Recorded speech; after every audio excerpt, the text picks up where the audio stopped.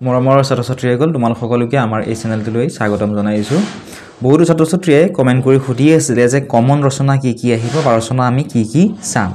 তে প্ৰথমতে চাওঁ আহা আমি প্ৰিভিয়াস ইয়াৰ কি কি কোৱেশ্চন ৰচনা আহিছিল তোমালোকৰ। মানে 1 নম্বৰ দিলো তোমাৰ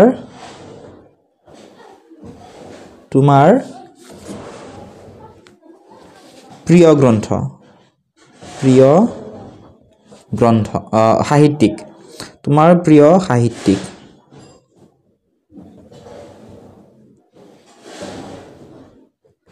এই তোমাৰ প্ৰিয় সাহিত্যিক ৰচনাখন তোমালোকৰ মেট্ৰিক পৰীক্ষাৰ 2014 চনত আহিছিল। আকৌ এইখনে আকৌ 2015 চনতো আহিছিল। আকৌ আৰু তোমালোকৰ 2020 চনতো আহিছিল। মানে ৰিপিট হয়। ঠিক আছে, ভিডিওটো হেকলৈকে চাবা তোমালোকে, এতিয়া তোমালোকে বুজি পাবা। 2 নম্বৰ চোৱা তোমাৰ প্ৰিয়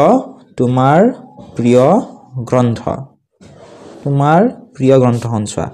2013 ত আহিছিল, 2016 ত আহিছিল, আকৌ 2018 ত আহিছিল আৰু 2021 তো আহিছিল। ঠিক আছে, নেক্সট চোৱা এবাৰ 3 নম্বৰ বিজ্ঞানৰ অৱদান বুলি নিদি দৈনন্দিন জীৱনত বিজ্ঞানৰ প্ৰভাৱ বুলি দিব পাৰে। বিজ্ঞানৰ অৱদান 2014 ত আহিছিল, 2017 ত আহিছিল, আকৌ 2019 তো আহিছিল। এবাৰ চোৱা 4 নম্বৰ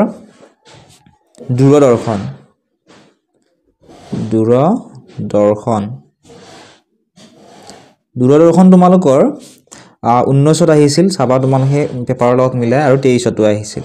ঠিক আছে, নেক্সট চোৱা 5 নম্বৰ তোমাৰ অসমৰ প্ৰাকৃতিক সম্পদ। অসমৰ প্ৰাকৃতিক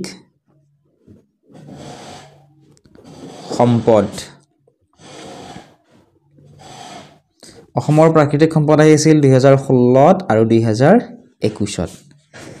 6 নম্বৰত চোৱা তোমাৰ জীৱনৰ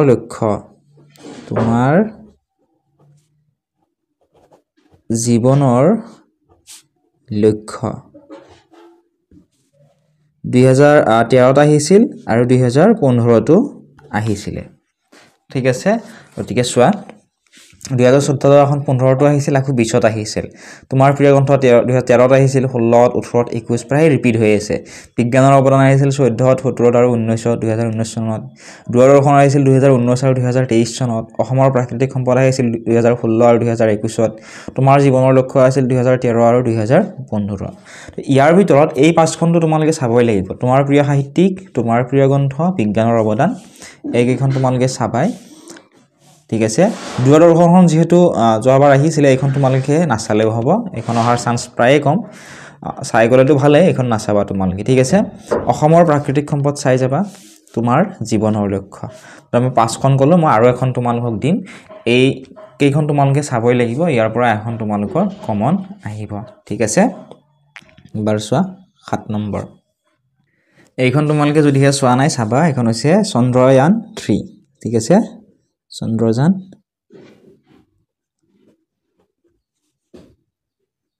3 এইখন তোমালোকে চাবা। গতিকে তোমাৰ প্ৰিয় সাহিত্যিক, তোমাৰ প্ৰিয় গ্ৰন্থ, বিজ্ঞানৰ অৱদান, অসমৰ প্ৰাকৃতিক সম্পদ, তোমাৰ জীৱনৰ লক্ষ্য আৰু চন্দ্ৰযান 3 এইকেইখন চাবা। ইয়াৰ পৰা এখন তোমালোকৰ কমন আহিবই। ঠিক আছে, এইখিনি আছিল আজিৰ এই ভিডিঅ'টিত। যদিহে তোমালোক ইয়াৰে কোনোবাখন ৰচনা লাগে, তোমালোকে ডেছক্ৰিপশ্যনত দিয়া লিংকসমূহত ক্লিক কৰি আমাৰ Facebook page, WhatsApp channel, Telegram চেনেলত ফ'ল' কৰি ল'বা। তাত এইখিনি দিয়া আছে ৰচনাসমূহ, তাৰ পৰা তোমালোকে সেইখিনি চাব পাৰিবা বা কপি কৰি ল'ব পাৰিবা। যদি চেনেলটো এতিয়ালৈকে ছাবস্ক্ৰাইব কৰা নাই, ছাবস্ক্ৰাইব কৰি দিবা।